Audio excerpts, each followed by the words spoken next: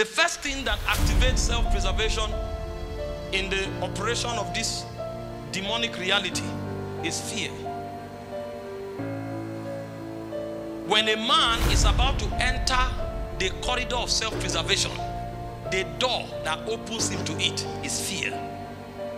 And why do people fear? People fear because their assurance is in their own abilities. That means they are not yet conscious of the faithfulness and the ability of God over them. So when you find a man who is provoked by fear, he still judges himself based on himself. Now, the moment you come to a point of revelation, experiential knowledge that your safety is not in you, fear vanishes immediately.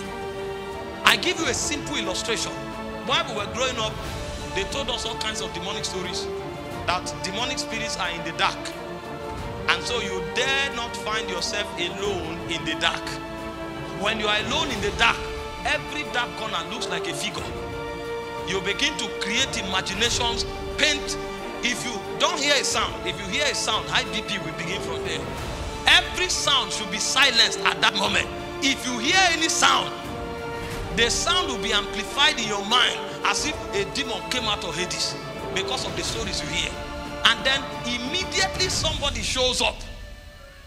Instantly, the whole imagination and fear will just dissipate. Not because they have changed the story, but now you feel somebody is there with you. So your confidence and your assurance was primarily in yourself. Now that somebody else has come and you are able to shift your confidence to that person, the fear vanishes immediately. This is how demons lure people into self-preservation.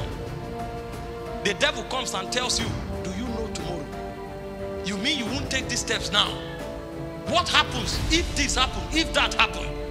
But you don't know that the God you are serving is not only in today, he's also in tomorrow. And so every time a man begins to function in self-preservation, he looked away from God and he looked unto himself. And the proof is that fear begins to move him. Every action you take should be motivated by faith. If you want to build a house, let it not be because you are afraid that you don't know what tomorrow holds. Because if the evil of tomorrow comes, you and that your house will perish. If you are saving money, it shouldn't be because you are afraid, because you don't know what tomorrow brings. Don't insult your God like that. If you are saving money, it should be a product of proper planning and financial administration for effective dispensation of the things that are a responsibility in your hand. You are not saving money because you are afraid that something may go wrong. No, you are saving money because you want to be effective in kingdom service. You are saving money because you want to be effective in dispensing your life process and your life ambition and whatever it is called. Don't save out of fear. The moment your operation is born out of fear, something has gone wrong. People go into marriage out of fear. They check their age, they are 25. They are 26. They are 27. And anybody that comes, it doesn't matter if God speaks or God does not speak. So long as they are concerned, a man has shown up.